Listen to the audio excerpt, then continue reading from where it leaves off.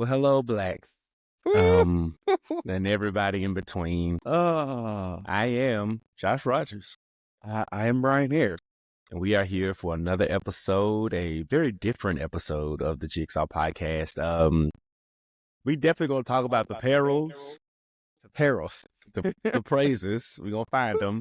We're gonna find some joy The in there somewhere. productivity, and the Jesus. pomp and circumstance of what it means to be black millennials trying to figure this thing called life out. Because if no other day, today's the day. I don't know where the puzzle pieces are landing. I don't know how we're figuring it out. This may be a heavy question because, okay, Yeah. let me just tell y'all, Yeah. there's no rhyme or reason to today's episode. There is no, if we play a song, it's because that's just how we feel. So there's no official song of the week.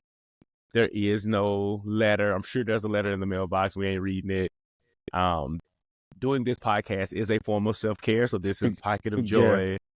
This is a living room and a greater conversation. There It's is everything. no blessed up report. Rest in peace, Quincy Jones. Listen, We'll do something to honor your legacy we will. officially soon. But yeah, so I'm just gonna start it off. What do you feel right now? So I wrote some things down, and we on the show we talk about duality and like multiple things being true at the same time. Yep. And one of the things is like I'm stunned but not shocked. Yeah, that's you know fair.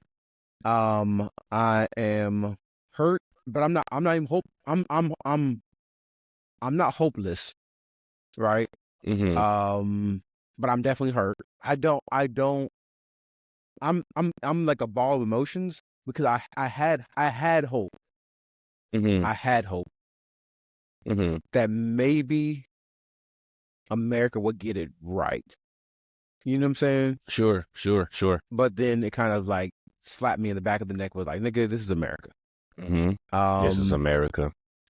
And then also trying to find, because we're faithful people, trying to find like the why. You know what I'm saying? Like the how, like the God, what are you doing in this moment? You know what I'm saying? Yeah. And I'm trying not to spiritual bypass, but in this moment, sometimes you want a spiritual bypass. You want to kind of get past the immediate grief, but you also like, what are you doing? You know what I'm saying? So I don't know if I answered your question, but like I'm all the things. I'm all the things. What about you? So, similar place. I think for me, it's gut wrenching because I had so much hope. Yeah. I think I knew what America was capable of because we did it once. Yeah. And I also knew that this wasn't going to be like because I looked at the Obama numbers when he beat McCain. It was like 365 electoral votes to once. Right. It was just a crazy win. So I knew it wasn't going to be that. I also knew it was going to be even tighter than Biden versus Trump. Yeah. I didn't expect this. Right. And I think part of me last night as I was watching I ain't gonna lie to you, I threw bluff. Like I was like, where's Stacey Abrams? Like I was just I'm trying to rationalize why it's not happening. And this is no indictment to Stacey because I believe like it is not black women's job to save us. But in my brain, my immediate reaction was Stacey Abrams. The reason why her name came up because I'm thinking about the people who are very pivotal to helping moving the needle forward, specifically in Georgia. And I think my brain just went to the fact that she wasn't a presence. And I apologize for that because it's not her fault. But I have to admit that's where my brain went. But it's also not her responsibility to like, we know what was at stake, right? So it's ultimately on us to have made that decision. And so I was in a place of the grief. I went through the steps of blaming people, of being angry, and I was still in the middle of all of that, I think. So I don't really know where I sit. As I've said before, Kamala Harris was never the perfect candidate. I think in a lineup of people, she may have been maybe third on my list to like rise up to the ranks, but I did support what she represented. I supported what she wanted to do. I also recognized the intrinsic value that she brought. I also recognized the credibility of her resume. Because here's the thing, you can have several people who are in like, and this is what I mean by, if we had like a traditional, what is it called? Primary, right? Yeah. She may not have been my choice. What I mean by that is that you can have 5 or 6 people who are all overqualified and highly qualified and still have a preference toward one or the other. Yeah. We didn't have that option. So it wasn't like, and she also wasn't my default choice to say that, because I don't want to say that either. What I just chose to know, I supported Kamala Harris because I really believed in what she represented. I also really believed in the resume that she had. What I'm saying is that I also saw her run against some folk in 2020. 2020. Yeah. And even then, right? So that's what I mean when I say she probably was like second or third on my list of overall candidates. But also, those people are also not running anymore.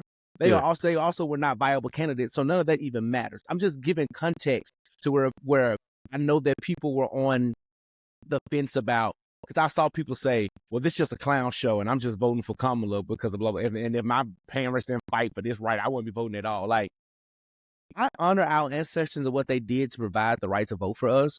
But regardless of their sacrifice, I'm voting because of what's at stake now. Yeah. I honor what they did for sure. Like, I don't want to take that away. But I'm also voting for what's at stake today.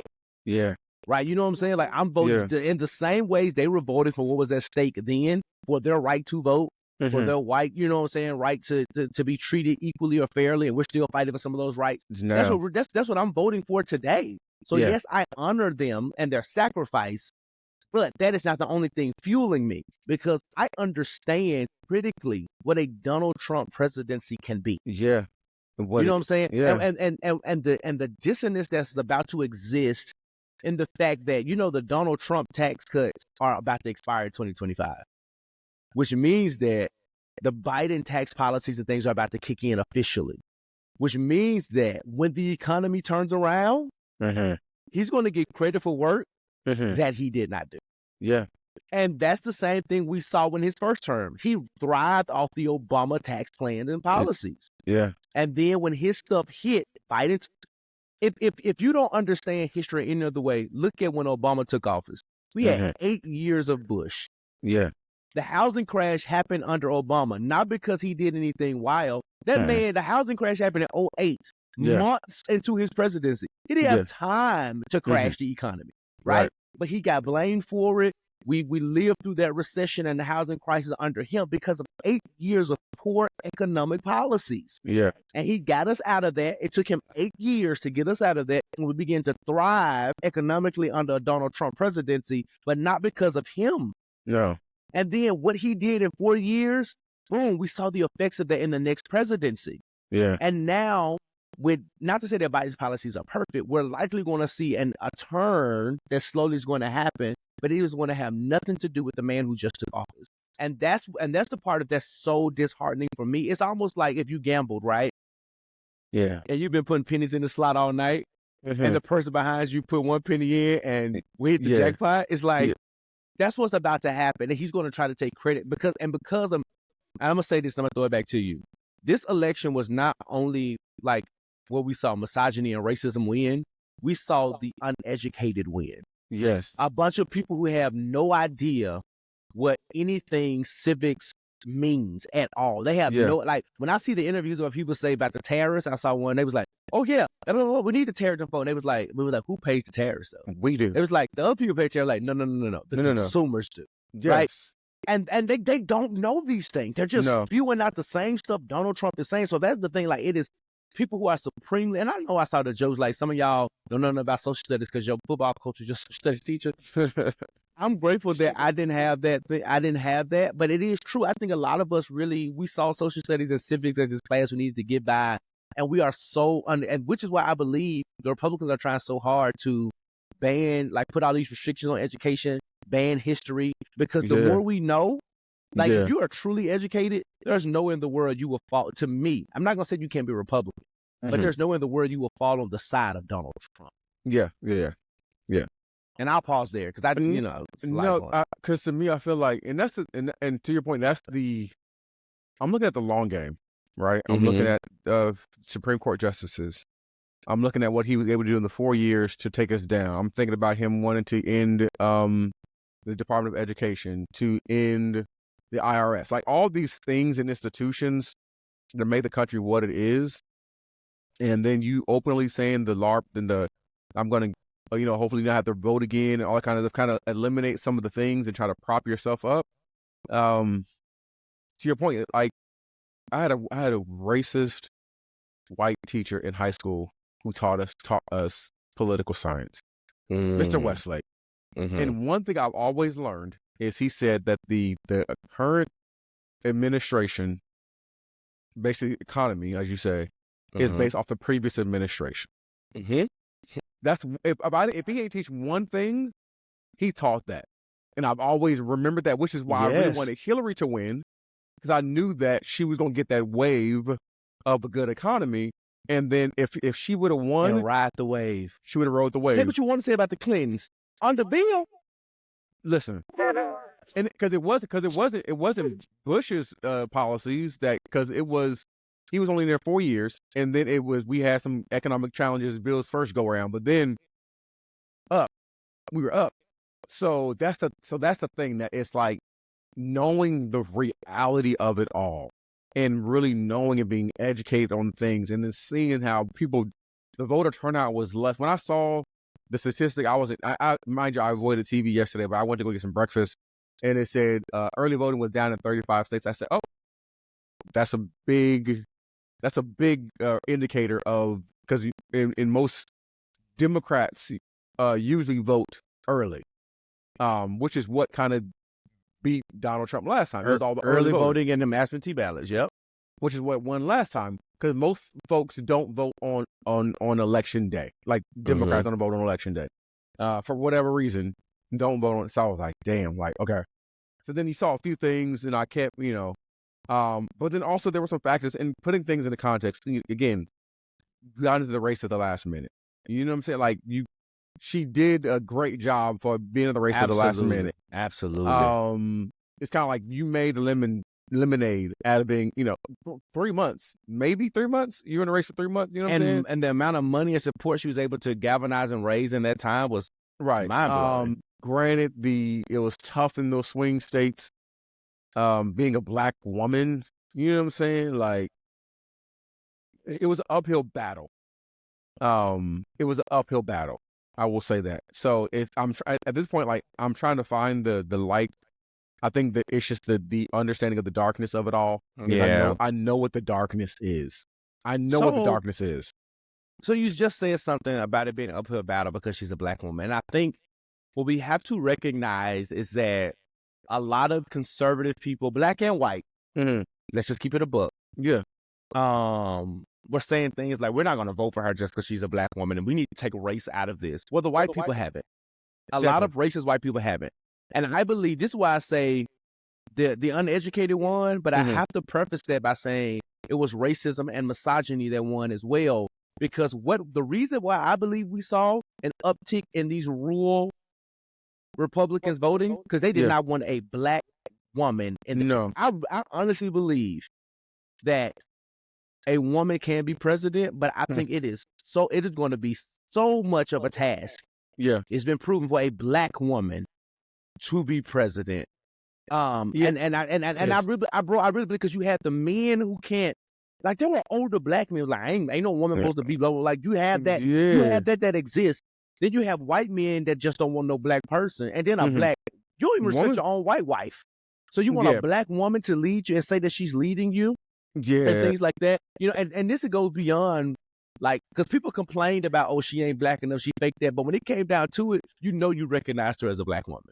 Without a doubt. And you did not want to put that black woman in office. And this goes to the thing where we've heard it all the time, but it was magnified in scandal. We have to forget twice as good, sometimes 4 times as good, just to get a third of what they got. This man is a convicted felon, 34 a rapist. Yes. Right? Fraudster. Filed bankruptcy multiple times. Businesses have closed. An unsuccessful presidency. Started an insurrection. Right? Thrives on hate. Is clearly losing his mind based on his last rallies. He is not as mentally competent. He ain't never been mentally competent, in my opinion. But I feel like he's really losing his marbles now. That person, a reality TV star, is his greatest claim to fame. That person hates out a person who has served at every level of government, Brian. Local, state, county, U.S. government, and she made it to one of the second highest office in our land. And you let a convicted rapist racist reality star beat out that person. Even if we took gender out, which I don't want to do because I don't wash away anybody's identity. If we just lay the resume side by side, there's no way in the world we were on a job interview that Donald Trump gets the job. No. If we do a criminal background check, which I don't always agree with, Donald Trump doesn't get the job. The man can't even vote in his own state because of the laws, but yet he can be elected president. Yeah, it's like wild. This is the things, these are the realities that and this is why it's so like, it's emotional and baffling because this just doesn't like, people who support him don't surprise me because America is racist. But the fact that he can be a candidate, bro. If he applied for a corporate job, he wouldn't even be a candidate. He wouldn't make it past the resume screening, let alone become the top 2 candidate. Yeah. And 80 million people was like, all those negative statistics, like Donald J. Trump. Like what? Like that is to me, it's the, and on top of it, it's I'm an emotional person. I know that. It's like y'all hearts are either so hardened to the lives of people that you're going to align your heart with this man who don't care about nobody but himself. Don't even care about his wife or his kids. He don't care about nobody but himself. And again, I think I said it before. Obama is the hope of what the United States is. Kamala Harris is what the hope of the United States is. Donald J. Trump is who the United States is. And low key, we deserve this nigga. And I almost cursed. We deserve this dude. Like the country deserves him because it is who he is. He's prideful. He's godless. You know what I'm saying? He's a narcissist. He's all about me, myself, and I. He's uneducated. It's all of these things that the Americans are. Yeah. And it's like we deserve him. And at this point is like, I don't want things to be bad, right? But sometimes you want things to get bad so you can be like, this is what y'all wanted. You like, and not trying to be biblical, but y'all niggas wanted a king. God said, all right, Saul, and he did wicked in the sight of God. You know what I'm saying? Like, have him, right? Y'all wanted this nigga to be your idol, want to be your God? Let's see it. Let's see what he does. And no, this was your choice. You made this decision. You made this decision, and y'all have to live with it. Live with it. Sit in it. So if he does all of these negative things, when these poor white men get poorer, and they lose their jobs, and all the manufacturing, all the kind of stuff that they do that gets outsourced, all the things that the Mexicans that y'all say taking the job and stuff like that they're gonna end up doing because you are doing all these things, and people like you and I who kind of work in spaces or corporate and we're in different, you know what I'm saying? Like it's not and that's the thing about it. It doesn't affect me personally. It doesn't affect me in terms of other than identity and stuff like that. But in terms of like economics, I'm probably better. You know what I'm saying? Like stuff like that. You know what I mean? In terms of all that kind of stuff that people vote on, which again, his policies are terrible. But in terms of all the things that people say, we're in a certain class of people who he's working for. Like it affects so many more people, and the people that went into the booth being lazy, uneducated, self-centered, like that, it's so bothersome. And then the church people who, you know, God is on the throne, and I feel like I'm ranting, so I'm gonna go back to you, but I feel like there's so much anger, all this, and I'm trying not to curse. I know your parents listen, but all this like. What people we heard this? Oh, God is going to bring Trump is going to bring people back to God. Have you ever considered that maybe he's going to be so bad, so demonic, so evil, times get so perilous that that's the reason people go back to God? You know what I'm saying? Like sometimes people think that all the prophecies of like, yeah, he's going to bring us back to the Lord. Like, but what if it's the peace? Peace doesn't make you want to go to heaven, right? It's the persecution of it all. Like, so what if all this stuff that y'all been prophesying all these years of prophet line, all that kind of stuff is really persecution and life getting really bad, right? Under this president you voted for. So then now that's when the revival comes. Like, have you ever thought about, you know what I'm saying? Like those things. Yeah. Like, and it's just baffling. It's like so many, like people are just walking around this earth with, and it's not about differencing of views, but it's like a difference of just integrity. Yeah.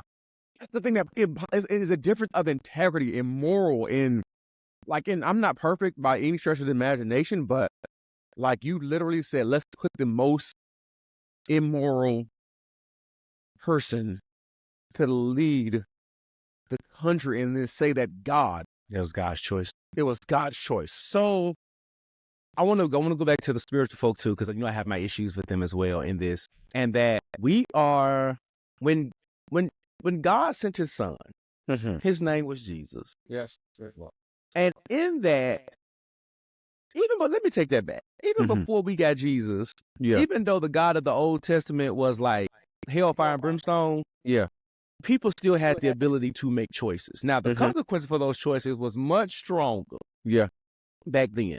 I want to talk about the children of Israel when they got promised the promised land. When we say God going to take care of us, God, let's talk about when they got out of Egypt.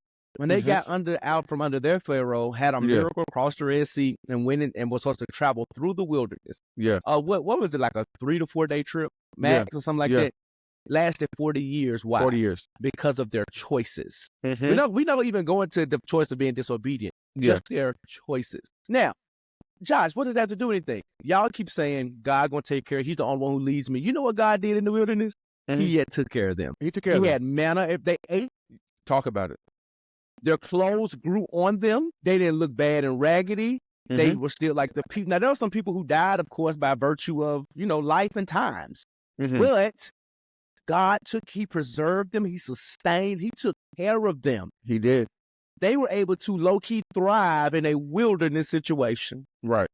So that lets me know that, yes, God will take care of us. He will. He will sustain us. You might still be able to buy your Gucci belt. Yeah. You may not miss not one, because I didn't miss outside of being laid off. Even in my laid off, God took care of me. But you know what you said, Brian, that was true? That didn't make me any less depressed during that pandemic. Yeah. Because I lost my job, right? Yeah.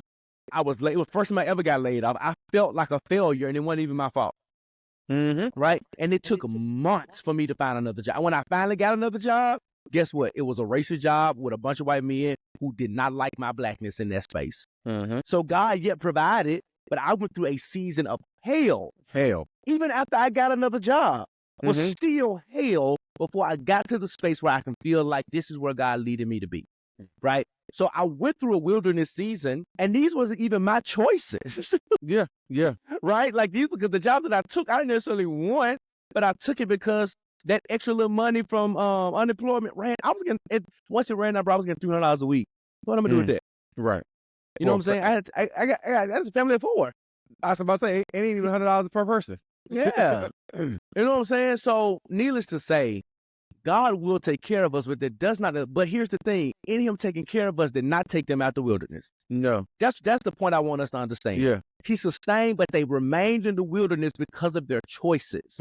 And we have just made a choice to go in the wilderness. Yeah, it does not mean that God won't help us, but it doesn't take away the fact that we are in the freaking wilderness. Yeah, right. So, and that's the thing I want that's what I want, specifically my black folk and all y'all coaches who go into convocation. This ain't your chance to dance over this and shout over this. This is our chance to have righteous indignation to determine, now that we have one of the largest gatherings of black Christian bodies, how do we shift our programming to address the hurt that niggas are feeling in their audience this week? And Ahika Mashah ain't gonna do it. Yeah. And I know I ain't coaching no more, but I come from it, and we can't dance over this. No. We ain't gonna be able to, like you said, prophesy God is the king and the government is on this show. He is. All of those things are true. But it doesn't change the fact that this is a poor decision that we've made, and we're gonna have to live out the consequences of our decision. Sovereign. That's what I want us to say. God is not taking consequences away from us. So every seed you sow, we're gonna reap a harvest of this seed. Yeah, we are. And that's the part that y'all niggas ain't getting when y'all want to go extra spiritual on it. There's a harvest coming based on the seed that we've sown. Just like I said, I said 2 things on my Instagram over the past couple of weeks. One, let's talk about immigration policy. Jesus was an immigrant. Yeah. He was born in Bethlehem. He was Jesus of what? Nazareth. That ain't Bethlehem last time I saw. And the way he was skipping on these donkeys all over these places and crossing countries and county lines and stuff like that. Right. Like he didn't have no papers, no documentation. If he tried to come up in America today, you would not welcome your savior. because you would say he need to have the right papers. He just can't come over here like that. Mm-hmm. And he was a brown man. Yeah. That y'all scared of anyway because you born up in that region that y'all afraid of, right? Mm-hmm. That's number one. So immigration, so even the stuff y'all talk about don't even line up with the Bible that you read. Number two, if we look at education, bro. Yeah. Let's just look at education. Especially some of these poor white folk, your poor, impoverished white child goes to a Title I school. Guess who funds Title I schools? The Department of Education. Yeah. The department that Donald Trump wants to eliminate. Yeah. So guess what? Your child probably already didn't have the best educational resources. They're about to have less of them. And here goes the thing. And if you don't have education, then you're probably going to find a hard time getting any type of employment in a lot of those jobs that, you probably do with low employment. Well, fast food is going to be fast food, but also like manufacturing jobs and things of that nature, like factories are going obsolete. So you are voting against your interests. Like stuff like that. And that's the thing. That's the thing to me is like, it's like, okay, bet, have at it. This is what it is. This is what you decided. And to your point, those are the choices you made. The idolatry, and on top of that, you while you were in the wilderness, you set up idols. You know what I'm saying? Like, so it's all playing out. I'm just sad to say it's all playing out. Like, I didn't want to record this morning. No, I feel you. But to me, I'm just getting to a place where it's kind of like, okay, like, it is what it is. To your point, you kind of encouraged me as far as in the wilderness, the choices. I'm only one person. You know what I'm saying? I was part of the group project. I did my part on the group project. This is why I hated them in school, though, bro. This is why I hated them in school. I did my part. And at this point, like, I know I'm going to be fine. You know what I'm saying? I know I'm going to be fine. I know what the Lord's going to do within me. He's going to do with my family. But to me, it's always that but, because it ain't ultimately all about me. It's not about me. You know what I'm saying? It's not about me, bro. It's not. And I work in finance, so certain things, and I'm pretty sure in boardrooms right now, people are celebrating. The market is going crazy. Bro, I work in DEI. I don't know what's about to happen. Exactly. You know what I'm saying? So we don't know what's going. That's what I'm saying. Like, people don't understand like the things that is going on, bro. And you work in nonprofit space. This thing don't care about nonprofit. You know what I'm saying? Like, and it's a massive nonprofit backed by a lot of white evangelicals. I know the issue that go on with the company I work for. So ultimately, I think my company is going to be okay. And I believe my job function is going to be okay because our company has doubled down on it. But guess what? In 2 days, Brian, I'll be in one of those crucial swing states that went red, leading a session on dismantling white saviorism. What am I supposed to say in this session now? Because at this point, I'm ready to be Malcolm. Let me James Baldwin up in that joint, and I can't. But here's the thing: the country has spoken. They said, "F all that. We don't care. We don't care about none of this. So we're going anyway." You know what I'm saying? Like they chose who they chose. I want white savior. I want misogyny. I want racism. They said I want what I want, and it's like, bet you gonna get what you gonna get. And when your sons are going to, like the Bible says, when your sons are going to war and they taking your money and they taking your women, they doing all these things, it was your choice. It was your choice. It was your choice. I'm pretty sure there's so much more we can rant and rave about, because I can really stay on the Christians for a long time. Oh, the other people I want to talk about real quick too are the people who woke up this morning and said, well, listen, I'm going to be great. Go get your money. Go get this. I think to me that's, you're not reading the room. No, I think that's loud and inappropriate. It's sensitive. It's super insensitive. Because you're right, in a sense. Because Donald Trump only cares about the wealthy, there are going to be some things that's going to benefit entrepreneurs and founders and stuff like that, and you can probably find ways to create and maximize. But we saw that in the pandemic too. So many small businesses were launched in the pandemic because of the opportunities that came from small business owners and blah, blah, blah, blah, blah, blah. Again, doesn't change the overall effect that is there. Most of my meetings started to get canceled today. I think everybody was in a space that was like, I ain't even have to take a mental health day. Like, I had a call earlier, but outside of that one, they all started falling off. And I was the leader of a couple of them, and I started like, nope. And I literally put in there, I do not have the capacity to lead this meeting today. I need time to process. We will pick this up at the next one. Like, I'm not making any apologies for it. Yeah. So I just think it's insistent to be like, listen, it is what it is. I'm gonna be rich today, and I'm gonna be rich tomorrow. You're gonna be broke today. You're gonna be broke tomorrow. No, there are some people who are going to struggle. Like, struggle. I know people personally, bro, who were evicted and put out of their homes during the housing crisis. This ain't no just, I'm gonna make my money today type of situation. No, and to me, it's like, and again, people are going to struggle, but again, to me, like, it's a hard thing. So the heart of the people, right? People are going to struggle worse than people are not going to care. You know what I'm saying? The heart is getting so hard that people just don't care. Like, you don't care about people. You don't care about people. You don't care about women. You don't care about children. You don't care about human beings. And, you know, that's the thing that it's hurt because it's like, y'all really don't care. And it's not even at this point. Again, y'all are fighting against black people, right? And you're killing yourself. I'm about to say, it ends up happening every time. Come here, Asian Americans in affirmative action. Right. Y'all was mad at us. And then we looked at the numbers at Duke and Harvard and Princeton. Our numbers remain the same. Your enrollment numbers decreased, which means that you were the ones that were actually less qualified for the admissions roles. Affirmative action, black people have always known that affirmative action has benefited us the least. Exactly. Most things benefit us the least. White women have benefited the most because y'all are model minorities. Y'all probably had some additional benefits. And then black folk. But we still had to earn every single spot. The only thing affirmative action did for us was have somebody actually look in our direction. Because they would never look at the poor black kid. You know what I'm saying? I went to a Title I high school. I graduated with a 5.1, nigga. Wow. 3.98 unweighted. Dang near perfect GPA. If it wasn't for affirmative action and some other programs, they wouldn't have looked at that black boy in that Title I high school. They didn't care nothing about me. Yeah. But it was because these programs and my application got a real chance. Yeah. I said it before and I said it again. That's what these things are. But when y'all try to fight against us, well, F black people, forget her, they this, that, and that. You end up harming yourselves more. Yeah. Because you know there are more poor whites than there are blacks. It's not reported like that. But percentage-wise, more of y'all are poor than us. Yeah. Which means that if the working class is damaged, has the negative residual effects of this election, you're going to be impacted the most. Yeah. When Donald Trump do these tariffs and inflation begins to continue to go up, you're going to be impacted the most. Yeah. So anyway, I know we just wanted to come in here and give like a state of the Jigsaw Union. Yeah. Get our emotions out, talk. Brian, as we look forward, I know it's hard to see the light at the end of the tunnel, but what is next for us? For you? For me, I feel like, I don't know. I feel like I don't know. Yeah, that's fair. I don't know. I'm going to say I don't know. I don't know. It's going to be a wait and see.